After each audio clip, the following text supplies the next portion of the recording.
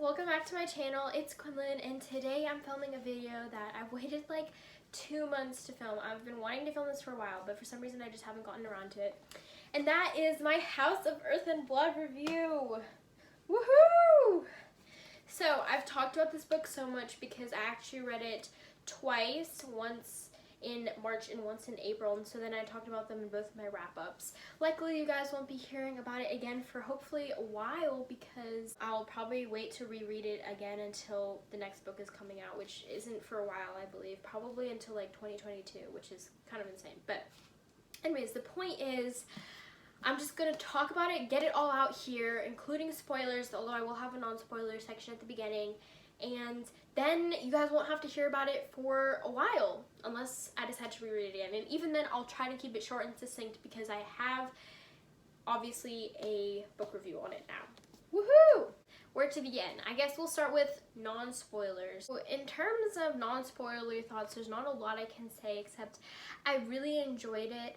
I do feel like the beginning was a little bit hard to get through, so you kind of have to stick with it for the first couple hundred pages, to be honest. But after that, I do feel like it gets a lot better, and especially like the last couple hundred pages are really intense and really fun. But yeah, other than that, there's not a lot I can say. I really enjoyed the characters, and like I've said so many times, for me, characters are what make the story. So I have to have good characters, and I really enjoyed a lot of the characters in this world, and I really just enjoy the world in general. And if you don't know what House of Earth and Blood is about, it's basically about this girl who's going on an investigation into something I won't tell you, and she has to team up with this fallen angel named Hunt. And yeah, it's just basically about their adventure. It's an urban fantasy, which is really cool because it is basically like an old-timey town with a lot of old-timey customs, but there are like skyscrapers and cell phones and cool things like that. So I'm just gonna go ahead and jump into the spoilers because like I said, there's not a lot that I can say that I haven't already said, and I don't want to be too repetitive because I know I tend to be very long-winded. So let's jump into it. So for spoilers, I have like a little list that I'm just gonna go through, and I'm just gonna try to stick to it, and then if I think of anything else, then I'll mention it, but otherwise I'll just stick to my list. So I think the main thing is the world building. So I do feel like the world building in the beginning of the book was really tough to get through. It was very confusing at first. She used a lot of acronyms like CBD, and I do, that means Central Business District, but it took me a while to kind of fully understand what that meant. And definitely like in the beginning, just even with Danica, and like I got so confused because she was like a wolf, but she was also a human, and I get now that she's kind of like a shifter, but it confused me like that if she had like claws in her human form, and like, because when the opening line is like a wolf was at her door, but she was in human form, so it was just very confusing. And then the wolves can talk, which is also a little weird. I feel like I kind of prefer in the other books how when they shift, they're just basically like animals. Maybe bigger animals, maybe stronger animals, but just like animals. And I felt like the fact that they can talk is just a little bit weird, but I don't know.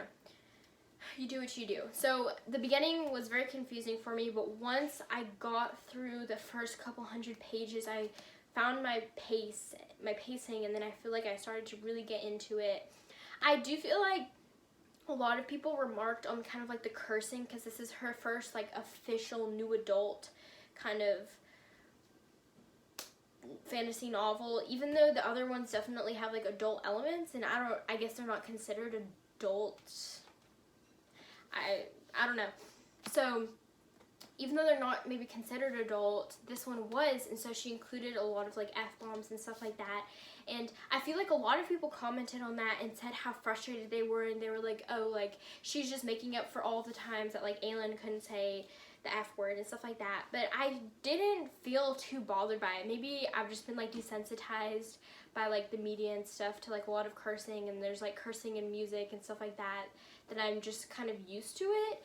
But I didn't feel like, to me, it wasn't like an excessive amount of cursing. But if you go back and kind of look for it, there definitely is more than maybe a normal person would probably say. But it definitely depends on like, sorry, I'm gonna have to let my cat out of my bedroom. Okay, sorry, if you hear meowing, that is my cat. Would you guys like to meet her? She doesn't like being held, but this is Pancake. She's very skinny and small. I have 4 cats actually. Please don't assume I'm a crazy cat lady, but my family is a little bit crazy about cats. Also because my parents won't let us get dogs. And we only get cats in sets of 2, so yeah.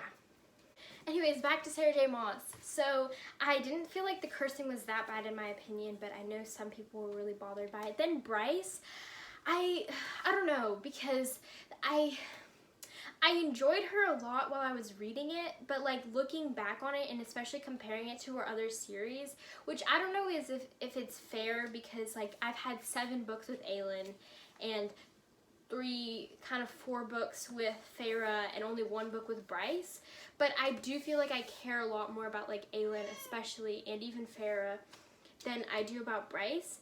And I did in a lot of ways feel like Bryce was just kind of a copycat of Aelin, and like whereas Feyre and Aelin I do feel like have kind of more. I got interrupted, sorry, but basically I was kind of trying to say that I feel like Bryce was very similar and kind of copycatish to Aelin, whereas Aelin and Feyre I felt like had more distinct personalities. Like there were some similarities, but I felt like there were a lot more differences, where Bryce, she was like kind of feisty like Aelin. She just reminded me a lot of Aelin, so I felt like all in all this book wasn't maybe like the most original work. Like I felt like ACOTAR and Throne of Glass are very different from each other, even though their kind of magic system and like the Fae and stuff like that are kind of similar. I feel like, okay, sorry, my cat is like climbing on my chair and you guys are bouncing on my chair, so it's getting a bit shaky, but oh well.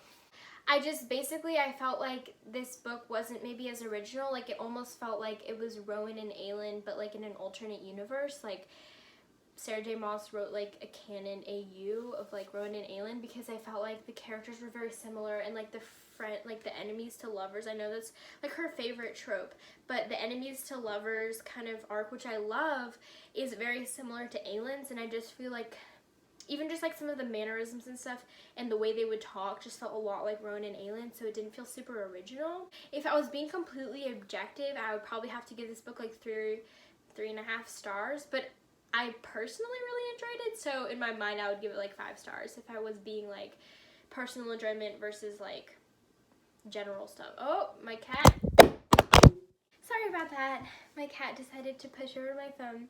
If you guys didn't know, you're actually balanced on an assortment of various things, including 2 stools and 2 books and like a little box, so you're very unstable, so my cat was able to knock you guys over very easily. But like I was saying, I do feel like there's kind of a lack of originality in this book. And then what I really enjoyed was the emphasis on friendship, because I do feel like in both Feyre and Aelin's stories there wasn't as much friendship, especially Aelin. Like a lot of her friendship in the beginning, they were also kind of love interests, like with Dorian and Kale, whereas she didn't meet like Lysandra until much later. And then even Feyre, she did eventually become friends with the inner circle, but that was primarily through Rhys. And though she had like a friendship with Rhys initially and stuff like that, I feel like she didn't really, the focus on friendship was so like primary in this book from the very beginning, and I felt like that was something very unique and very special about that, because I obviously find friendship very important. Oh, did you see my cat?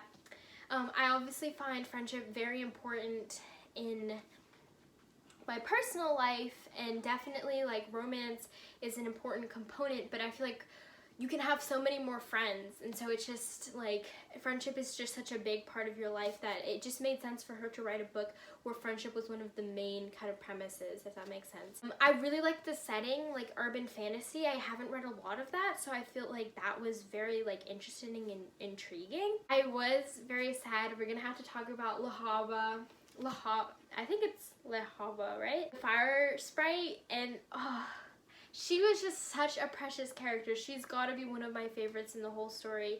And the fact that she sacrificed herself, I was a little mad, because I was like, oh, well, you would risk your life for Strynx, but you're just going to let Lahaba die for you like that? Like, oh, that's cool, I guess.